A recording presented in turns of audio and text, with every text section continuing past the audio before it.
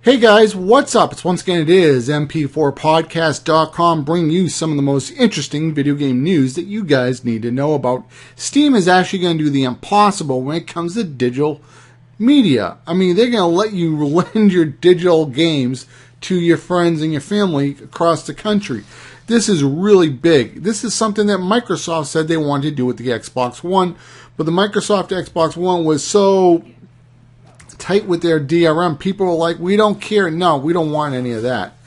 I think Microsoft should relook at their sharing plan that they said they were working on and just offer that when people are buying digital downloads. So if I want to buy a digital copy of Battlefield 4, I can let my friend in California play my digital copy. Of course, you can't do that with a physical copy.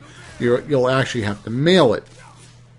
So Microsoft actually had some good ideas, but the DRM, it just wasn't that good, especially with the 24-hour check-in with people who have flaky internet, especially people in the military. People in the military seem to be more Xbox 360 than PS3, and that pissed off a lot of people in the military. It's like, hey, we want to get the new console as well.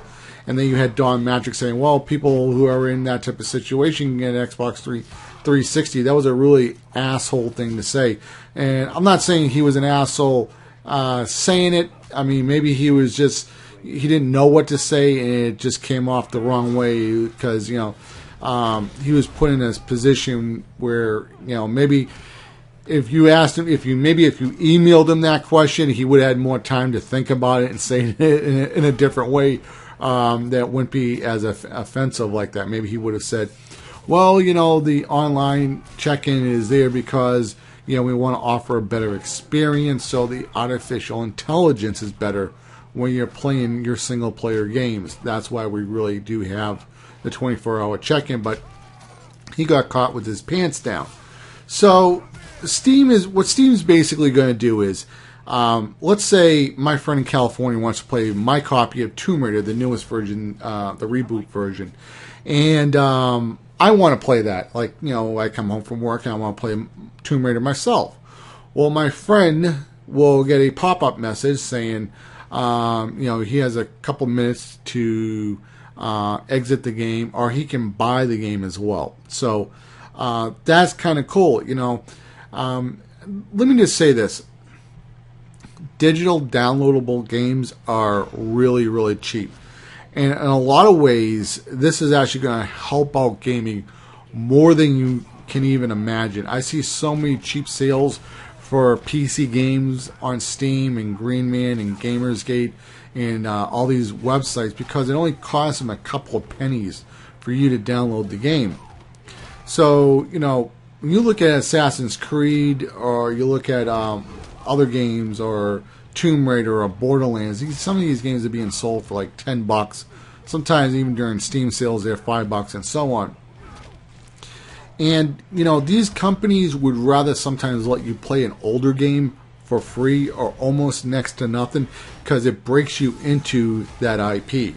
For somebody who hasn't played any of the Assassin's Creed, Ubisoft will have their games on sale like super cheap during the Steam sale, like for $5. So then you play the first Assassin's Creed, the second one, then you like Assassin's Creed, and then you get into the new the newest release where you will spend this $60 for. So older games are really beneficial, selling them really cheap to get people into the IP, and also some people, they may not even ever think about buying Tomb Raider or this, and maybe they don't have the money for it, but whatever. It just shows up in their library now as a shared video game. Like, I'll give that a try, but, I got nothing to lose. Then they play it, and boom, they like it. And now they want to buy the sequel when the sequel comes out. I know Green Man Gaming, they do something kind of not like this, but they do allow you to sell back your license key, and I thought that was kind of interesting. I've never really seen that before in digital media, but it seems like digital media is trying to now accommodate the customers, and it seems like people are being more and more accommodated on the PC more than consoles or other platforms or so on, iOS, Android, and so on, when it comes to PC gaming, it seems that they know that we are their most valuable customers, and I guess it's because PC gamers are maybe more savvy when it comes to buying digital downloads and so on. And also the other thing that does worry me a little bit about buying digital downloads on Xbox 360, on PS3, or any of these other platforms, not as much on iOS or Android, but a little bit on Android, but not as much on iOS. When new versions of consoles come out, will your digital downloads transfer over? We know that the Xbox 360 is basically a Macintosh computer. It's PowerPC architecture. And now the Xbox One is going to, x86. Same thing with the PS4, that's x86. They're not going with Cell anymore. So the digital downloads won't transfer over because the hardware can't run those games. The code has to be transferred over. With PC gaming, right now my computer is x86, and when I upgrade to a more faster, more beefy computer, it's still going to be x86. So all my games will work. Of course, there may be a game here and there that may have a driver problem or something like that where it needs a patch, but that's really a minute problem. Steam's been doing a great job keeping games up to date. I think with all my Steam games, I maybe only had one or two that needed a little bit tweaking. Other than that, it's all smooth sailing.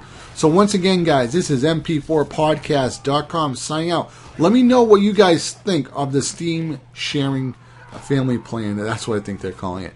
Anyway, guys, I'm out. Have a good one. There you guys. Bye.